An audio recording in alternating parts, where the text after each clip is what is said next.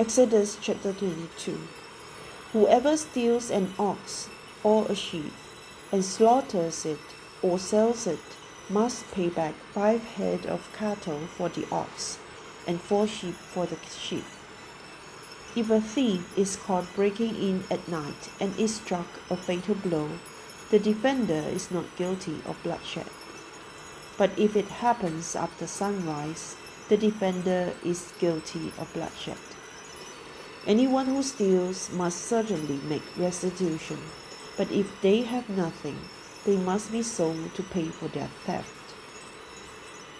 If the stolen animal is found alive in their possession, whether ox or donkey or sheep, they must pay back double.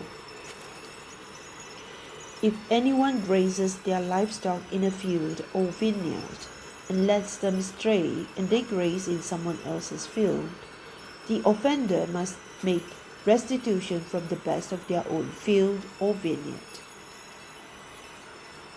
If a fire breaks out and spreads into thorn bushes so that it burns shocks of grain or standing grain or the whole field, the one who started the fire must make restitution. If anyone gives a neighbor silver or goods for safekeeping and they are stolen from the neighbor's house, the thief, if caught, must pay back double. But if the thief is not found, the owner of the house must appear before the judges, and they must determine whether the owner of the house has laid hands on the other person's property. In all cases of illegal possession of an ox, a donkey, a sheep, a garment, or any other lost property about which somebody says, "This is mine," both parties are to bring their cases before the judges. The one whom the judges declare guilty must pay back double to the other. If anyone gives a donkey, an ox, a sheep, or any other animal to their neighbor for safekeeping, and it dies or is injured or is taken away while no one is looking, the issue between them will be settled by the taking of an oath before the Lord, that the neighbor did not lay hands on the other person's property. The owner is to accept this and no restitution is required. But if the animal was stolen from the neighbor, restitution must be made to the owner. If it was torn to pieces by a wild animal, the neighbor shall bring in the remains as evidence and shall not be required to pay for the torn animal. If anyone borrows an animal from their neighbor and is injured or dies while the owner is not present, they must make restitution. But if the owner is with the animal, the borrower will not have to pay. If the animal was hired, the money paid for the hire covers the loss. If a man seduces a virgin who is not pledged to be married and sleeps with her, he must pay the bride price, and she shall be his wife. If her father absolutely refuses to give her to him, he must still pay the bride price for virgins.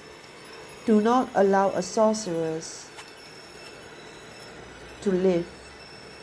Anyone who has sexual relations with an animal is to be put to death. Whoever sacrifices to any god other than the Lord must be destroyed. Do not mistreat or oppress a foreigner, for you were foreigners in Egypt. Do not take advantage of the widow or the fatherless. If you do, and they cry out to me, I will certainly hear their cry. My anger will be aroused, and I will kill you with a sword. Your wives will become widows, and your children fatherless. If you lend money to one of my people among you who is needy, do not treat it like a business deal. Charge no interest.